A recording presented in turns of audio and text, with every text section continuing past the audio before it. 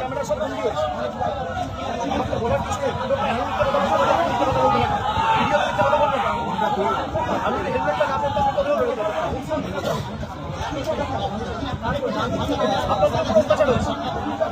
আমার ঘর করতে গিয়ে এমনকি আপনারাও পাঠিয়েছেন। আর এলাকার সাধারণ মানুষের সঙ্গে যুক্ত করে আর জোর করে সত্য নির্ভর করছে না।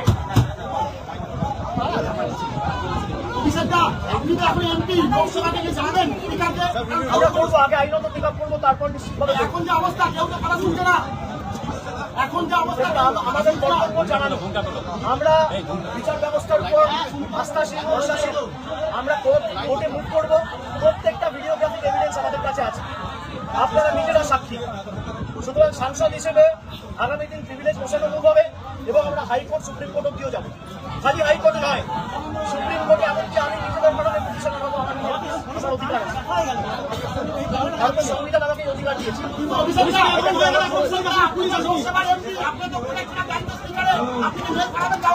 আমি আশা রাখি না এদের থেকে।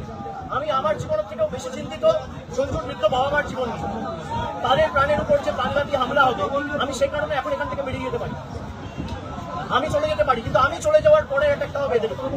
পুলিশ প্রশাসনের লোকেরা যদি থাকতো আমি হয়তো বেরোতে পারতাম এদেরকে ছেড়ে, যে পুলিশের উপর ভরসা করে বৃদ্ধ বাবা মাকে ছেড়ে আমি বেরিয়ে আসতে পারতাম। যতক্ষণ না ভোট বেশি যারা দোষী তাদের বিরুদ্ধে ব্যবস্থা নেবে আমি এখান থেকে শুরু একজন শুরু। আমার আরেকটা লাস্ট কোশ্চেন অভিষেকদা আরেকবার রিপিট করবেন, এই সুনামপুরে আসবেন কখন কাজ জানিয়েছিলেন পুলিশকে? আমার মেল করে দেওয়া হয়েছিল গত কালে সরাসরি মেল করে দেওয়া হয়েছিল। আজকে সকাল আমার অফিসের আমার আত্মসহায়ক এসপিকে ফোন করেছে, মেসেজ করেছে, হোয়াটসঅ্যাপে ফোন করেছে, মেসেজ পাঠিয়েছে, তারা ফোনই ধরে না। সাক্ষী রাখার জন্য আমি, আর আপনারা খবর করছেন না 1 ঘন্টা ধরে এখনো আমার 5 অপারেশন হয়েছে, 5 চোখে ঢিল ছুড়ে মেরেছে, চশমা ভেঙে দিয়েছে। ভেবেছে কি আঘাত করে ফিজিক্যাল অ্যাসল্ট ইনজুরি করে আটকাবে?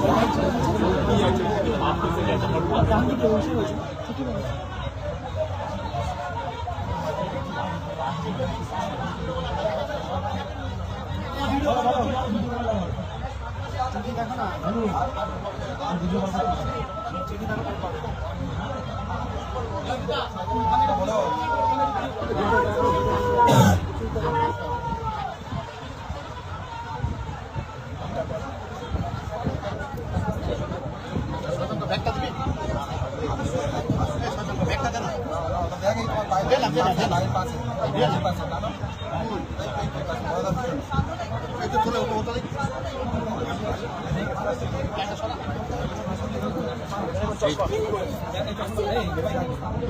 আমার চোখে ঢিল মেরে দেখুন কি করেছে।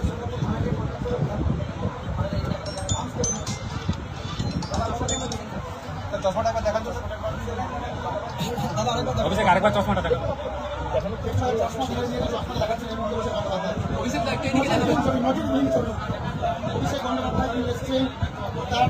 কোনো পুলিশি নিরাপত্তা নেই এতদিন আগে জানানোর পরেও ডবল ইঞ্জিন সরকার নিরাপত্তা খালি বহিরাগতদের কোথায় যারা চলবে তোরা সত্যি করে চেষ্টা করে দাঁড়িয়েছে। লক্ষ্মীর ভান্ডারেতে কন্টিনিউ করে অন্নপূর্ণার ভান্ডার দেবো বলে ক্ষমতা এসেছিল, নির্বাচনের পর অন্নপূর্ণার ভান্ডার জায়গায় 13 পাতার কম। দেশ সম্পর্কে যত কম বলা যায় তত ভালো। চুরি চুরি করে ক্ষমতা এসছে, মানুষ দেখছে তো। এখনো তো পুলিশ আসলো না, কি করবেন? আমরা আমাদের কর্তব্য করেছি, পুলিশের আশায় আমরা বসে থাকি। যদি না আসে আমরা তখন আইন ব্যবস্থা নেবো। বলতে তো পারবে না জানাইনি। লাইভ ক্যামেরায় আপনাদের ধরা পড়েছে, সংবাদ মাধ্যম কভার করেছে, সমাজ মাধ্যমে লোকা দিয়েছে। তাহলে দেখুন, সেখানে কিছুদিন আগে আমাদের সহকর্মী মারা গেছে, প্রাণে মারা হয়েছে এবং তার মাথায় ক্লট হয়ে গিয়ে মাথা ঘুরে গিয়ে তাকে শিশু মঙ্গলে ভর্তি করা হয়েছে, পরের দিন সে মারা গেছে। তার পরিবারের সাথে আমি দেখা করতে এসেছি, আমি দেখা করতে পারবো না। আমার কাছে ফ্লাইওভারে 10 জনকে দাঁড় করিয়ে গেছে, আমার কাছে মোটটায় 10 জনকে দাঁড় করিয়ে গেছে কালো পতাকা দিয়ে। সংবাদ মাধ্যম তো আমার পিছন এসছে, ওই 10 জন বিজেপি ছাড়া আর এখানে খান 50-60 জন ছাড়া কজন রয়েছে এদের সাথে? এই গ্রামে ঘুরে জিজ্ঞেস করুন তো, মানুষদের সমর্থন করছে আজকের এই ঘটনা? আমরা আগে বলেছিলাম বিজেপির গণতন্ত্র দেখতে হলে ইউপি যান, মধ্যপ্রদেশ যান, বিহার যান। আজকে সেই ইউপি মডেল এখানে নিয়ে এসছে। এখানে মানুষের বাক স্বাধীনতা নেই, সংবাদ মাধ্যমকেও বিধানসভায় ভাষায় বন্দী করে দেওয়া হয়েছে। আমি কথা বলতে পারবো না, লিখতে পারবো না, কারোর সাথে দেখা করতে পারবো না। দিল্লির বাবুদের পারমিশন নিয়ে আমাকে আসতে হবে। আমি বহিরাগতদের আক্রমণ করেছি বলে আমার বিরুদ্ধে এফআইআর, মিথ্যা মামলায় ফাঁসানোর প্রচেষ্টা করুক। ওদের বেশি ক্ষমতা, ওদের ক্ষমতা থেকেও জেল আমার দিকে।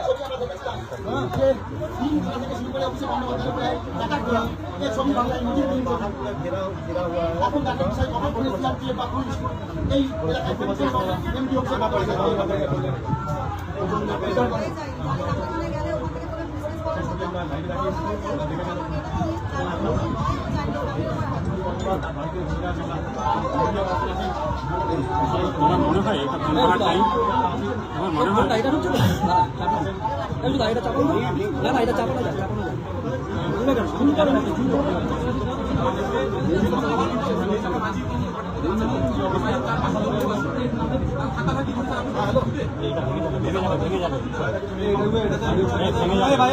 ভেঙে যাবে, এটা মনে করছে।